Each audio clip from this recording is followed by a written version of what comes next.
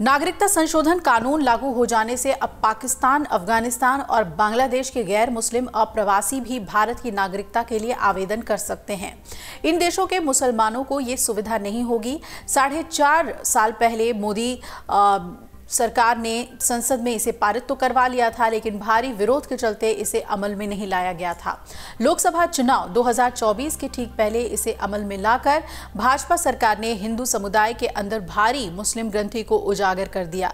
इस कानून पर अमल की अधिसूचना जारी हो जाने से मुस्लिम समुदाय अलग थलग पड़ गया है। यही अकेला समुदाय है जिसने अवैध अप्रवासी अब भारत के नागरिक नहीं बन पाएंगे, जबकि इन देशों के हिंदू, सिख, बौद्ध, जैन, पारसी और ईसाई समुदाय के लोग इसका लाभ उठा सकेंगे।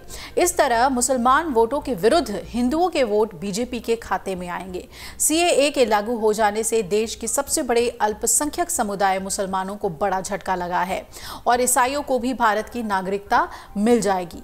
सरकार द्वारा ईसाई समुदाय के घुसपैठियों को भी भारत की नागरिकता देने के फैसले से सीएए का जो विरोध दुनिया भर के मानवाधिकार संगठनों ने किया था, वो अब सुस्त पड़ता दिख रहा है। जाहिर तौर पे इसका फायदा चुनाव में बीजेपी को होगा। सरकार कह सकती है कि ये तीनों देश चूंकि मुस्लिम बहुल हैं, इसलिए उनके घुसपैठियों को भारत में वैधता क्यों दी जाए। अब 2019 के दिसंबर में संसद से सीएए पर मुहर लगवा लेने के बाद भी सरकार ने इसे ठंडे बस्ते में डाल दिया था।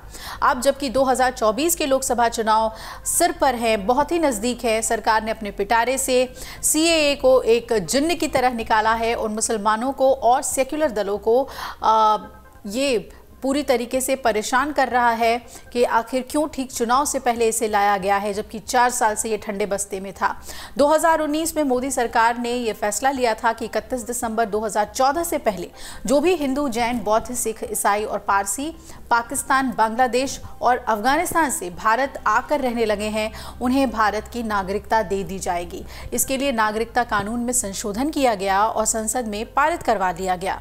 साल 2020 में यह कानून बना और सरकार ने हालांकि इस पर अमल नहीं किया। बहुत ज़्यादा विरोध हुआ था इसका। 4 साल से ऊपर हो जाने के बाद आज केंद्रीय गृह मंत्रालय ने इसे अधिसूचना के तौर पे कल जारी किया, शाम में नोटिफाई किया और इस तरीके से ये लागू हो गया है। अधिसूचना जारी तो हो गई, किंतु ये मसला अब संवेदनशील है, इसलिए सरकार ने कई सीमावर्ती राज्यों में सुरक्षा के पुख्ता इंतजाम किए हैं।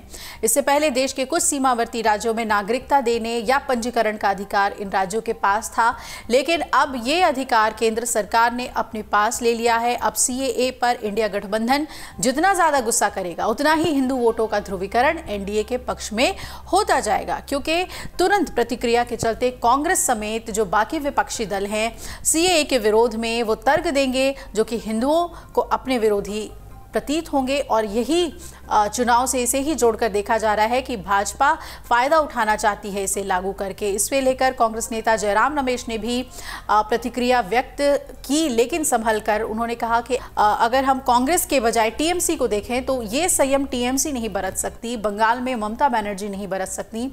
उन्होंने तो कहा कि अधिसूचना जारी हुई है, सरकार इस पर अमल करके तो दिखाए। उन्होंने धमकाने वाले लहजे में कहा कि हम चुप नहीं बैठेंगे, जो भी यहाँ रह रहा है वो भारत का नागरिक है, धर्म के आधार पर सरकार भेदभाव नहीं कर सकती।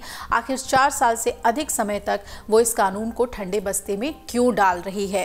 तो पश्चिम बंगाल में सीएए एक बहुत बड़ा मुद्दा है, क्योंकि पश्चिम बंगाल से कई शरणार्थी बंगाल में आते हैं और फिर वो वोटर में तब्दील हो जाते हैं। इसका विरोध शुरू से बीजेपी भी करती आई है। अब इस कानून के बाद ये मुश्किल हो जाएगा और मुस्लिम वोटर जो कि टीएमसी का साथ देते हैं, उसमें टीएमसी को नुकसान होगा, क्योंकि उन्हें नागरिकता नहीं मिल सकेगी। ये ठीक चुनाव से पहले एक बहुत बड़ा दांव है बीजेपी का। देखना है कि किस तरीके से ये लागू होता है और तमाम जो राजनीतिक दल हैं जो इसके विरोध में हैं, वो अपना विरोध कैसे जताते हैं। अगर आप ये वीडियो YouTube पर देख रहे हैं तो हमारे चैनल को सब्सक्राइब करें और बेल आइकन को दबाना ना भूलें। अगर आप Facebook पर यह वीडियो देख रहे हैं तो हमारे पेज को लाइक करें।